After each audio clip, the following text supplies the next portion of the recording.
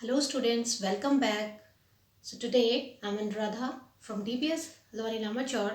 Today going to start another topic or another chapter of bio, that is chapter 7, structural basis of animals. Okay, so already we have covered about some morphological part, right? But here we will talk that how the body of animals is made up of, means that how it is making a proper structure. So what is that thing which is making the structure of the animals? It is what? It is the tissue. Okay, here we will talk about the animal tissue, but we know that the basic unit of life of any organism, it is cell. Okay, cell is the basic unit of life. When these cells are composed, or when these cells will accumulate it together, what they are forming? They are forming the tissues. Okay, we know this hierarchy, and when there is a accumulation of this tissue, it is forming particular organ, right? And when this organ will accumulate together, it will form organ system, and like this it will form a particular organism right here. So what we have to discuss here, this part is made up of what? It is made up of the single, that is cell, and when they will combine together, they will form the particular tissue. It means that we need the proper cells to form a particular tissue. Okay, and these tissue will form organs like in our body, lungs, in our body, different our stomach. So all these are what? These are the different organs, and when these organs will combine together, they are forming organ system. And like we know the digestive system, we know the circulatory system, respiratory system. So what are these things? These are the system.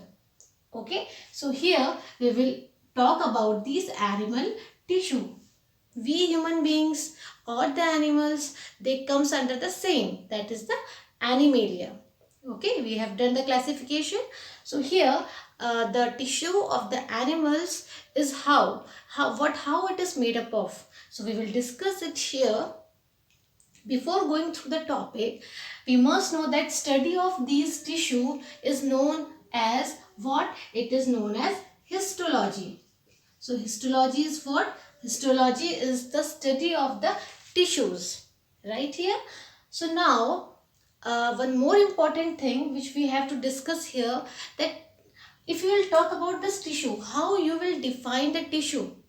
The first thing we said about the tissues is that it is a group of cells. Okay, it is a group of cells which is having the same origin. Okay, which is having the same origin and having specific function, right?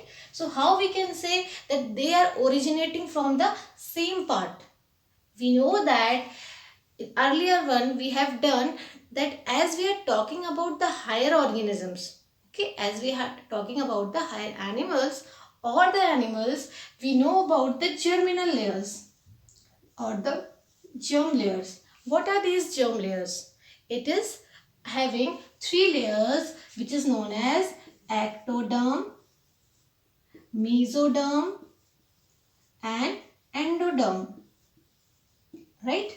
So we can say that most of the cells or most of the tissue which is originating from the same origin.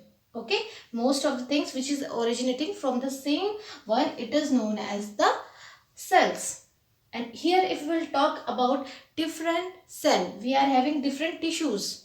Okay, one by one we will discuss about those tissue here, that is epithelial tissue, connective tissue, muscular tissue and neural tissue, right? So we can say that these connective and muscular tissues are originating from the same layer. Okay, that's why we can say tissues are having the same origin. Some exceptions are always there, but here we are talking about the general part. Okay, And this epithelial tissue, it is originating from every layer. So ecto means outer part, which is giving rise to those tissue which is at the outer, forming the outer lining. And most of the organs, they are made up of mesoderm, right? And the endoderm is covering the internal part of the body, right? So like this, we have categorized these animal tissues into 4 parts. Now, one by one function of this epithelial tissue, as we are saying, it is lining something. So what is the characteristics? That these forming the linings of the body part or the organs, it is an epithelial tissue, and it is having the free surface. For example, in a skin, okay, it is having the free surface. As well as if you will talk about the organs, the lining of the organs, again they are having the free surface. So those part where these free surface are found, it is known as epithelial tissue. Okay, and connective tissue, it is, the name itself indicates that it is connecting something. Here we will discuss about different examples like bones. We know the blood, we know about the cartilage. All these are what? These are connecting. Okay, so these are the connective tissue. And what about the muscular tissue? Whatever the movements in our body, okay, for the contraction and relaxation, it is with the help of this muscular tissue.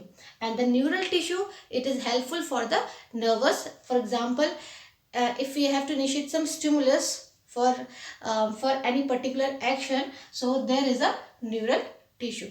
Okay, so one by one in the later session we will cover all 3 types of these animal tissue. So here we are starting with the epithelial tissue. It means that it is found in the free surface, right here. And another important thing, that these cells are arranged in very compact form. For example, these are the cells. So how they are arranged? They are arranged so compactly so that the intercellular spaces, okay, the spaces which is present between these cells are very less, or we can say little intercellular matrix is present in case of epithelial tissue, because the cells are compactly arranged here. Okay, now if we will talk about this epithelial tissue, again we have classified into 2 parts. What are they? Simple epithelium, and another one is the compound epithelium. Now what is the meaning of simple epithelium? Simple means simple. It means that if there is only single layer of cells which is attached with the basement membrane, okay, this is the basement membrane. So whenever we are talking about the epithelial tissue, we know that there is one basement membrane from where these cells are attached. Okay, here I have drawn like this. So all these are attached with this basement membrane. Here also, in this case of compound epithelium, they are also having cells. But the difference is that there is a single layer of cells in case of simple epithelium. But in case of compound epithelium, there may be 2 or maybe 3 layer or more than 2 layer of cells. Right here. So this is the difference. Another important thing, whenever we are talking about the simple epithelium, you can see here that only one layer is present. Okay, if it is one layer of cells will be there, what will happen? The diffusion takes place very easily. Okay, but if we will talk here about the compound epithelium, so diffusion is somehow difficult because there are different layers of cells. So here what we are saying, the function of the simple epithelium is what? It is having the diffusion, as well as where you can see this type of simple epithelium where there is a need of simple diffusion. Okay, so where it can be in case of body cavity, the body cavity in which linings are present, so there this simple epithelium tissues are present, or any ducts or any tubes. Okay, one by one we will understand all these function here accordingly. So what is happening? If we know that any cavity is there, it means that some fluid will also be there. So it should be move. Okay. So this diffusion can be take place with the help of this body cavity. Okay. Now again we have classified the simple epithelium into different one, that is squamous epithelium, cuboidal epithelium, columnar, ciliated and glandular. Now what is the meaning of each and every type of epithelium is that all they are having single layer of cells, right? And here we know that there is a compound, and it means that more than two layers. So if there will be simple layer or the single layer, it may be of different type. For example, if I say about the squamous, if you will see the squamous, again it is a basement membrane, and the cells which are arranged here, they are just like tile like structure. What they are? They are just tile like structure. It means that the cells are very thin. Okay. So squamous epithelium is what? In which the cells which are arranged here, a single layer, it is just like a tile. Okay. Very thin in structure. And when it will be thin in structure, the diffusion takes place very easily. So where you can see these type of squamous epithelial tissue? In the walls of blood vessels. Because we know that the blood vessels contains blood, and there must be a proper exchange of gases so that there will be properly oxygenation, right? As well as the air sacs of lungs. The air sacs of lungs, again there is a diffusion of CO2 and O2. So it is required that there must be a thin layer or the single layer so that properly diffusion of gases as well as diffusion of blood can take place very easily. Okay. Then another one is a cuboidal. Again the name itself indicates that somehow they are in forms of cubes. Okay. They are in form of cubes. So when we are talking about the cubes, we know that how we are forming the cubes. This type of cube-like structure of cells are attached in this basement membrane. So what is the function of this cuboidal one? That it is present in the ducts of glands and the tubular part of nephron. What does it mean? It means that there may be some modification in this cuboidal epithelium. How? If you will see that the upper part of this cuboidal epithelium modified into microvilli. Okay, it will modify into microvilli. As it is a microvilli, so what is the function of this villi is that it will not helpful for transportation anything. It will helpful for the absorption. We know that where these villi are present, there will be more of absorption. Same thing, what is the tubular part of the nephron? We know the excretion system, and in excretion system, what is the tubular part? There is a Bowman capsule, then PCT and DCT. So in the PCT part, most of the absorption takes place. So in this tubular part, these type of tissues are present, which is responsible for absorption of minerals from that fluid. Okay, so we can say that this is responsible for the absorption, okay, as well as the secretion. So here, what is the function of this epithelium? Absorption as well as secretion, right here. And these are present in the tubular part of the nephron. Another one is the columnar. Here, the name again indicates that the cells will be in form of cubes. How they are arranged? They are arranged in forms of cubes, and these nuclei are arranged at the basal part. Okay, as it is a column-like shape. And again, if you will see the modification in this columnar tissue, what you will see here, again these type of villi. Again you can see that there may be some modification, and these modification will give rise to the villi. Okay, and again if there will be villi, what is the function of this villi? To increase the surface area. If surface area will increase, then what will happen? There will be more absorption. So we know that the inner lining of the stomach, Okay, they are having columnar cells. Okay, because it has to increase the surface area for the absorption of minerals or the nutrition from the food, as well as in the intestine also. We know that villi are present. What are these villi? Indicates that there will be more absorption of nutrients. Right here. Then another one is the ciliated.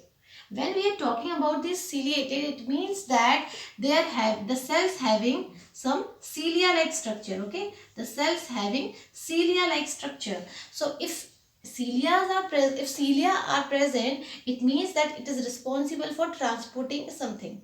Okay, to move something from one place to another place. So here, if you will talk about the bronchioles, so in bronchioles, what happened? There will be transportation of gases. Okay, oxygen as well as CO2. So here this type of ciliated epithelial tissues are present, and yes, diffusion is required. So here that's why we have placed under the simple epithelium. And another important example is fallopian tube. What is the role of fallopian tube? Inside this fallopian tube, there is a movement of what? Movement of ovum. So this movement of ovum is done with the help of the cilia, which is present in the fallopian tube. Okay, so we can say that like this, what is happening? The ovum is there. Okay, so with the help of this ovum, it will move inside this fallopian tube. Right here.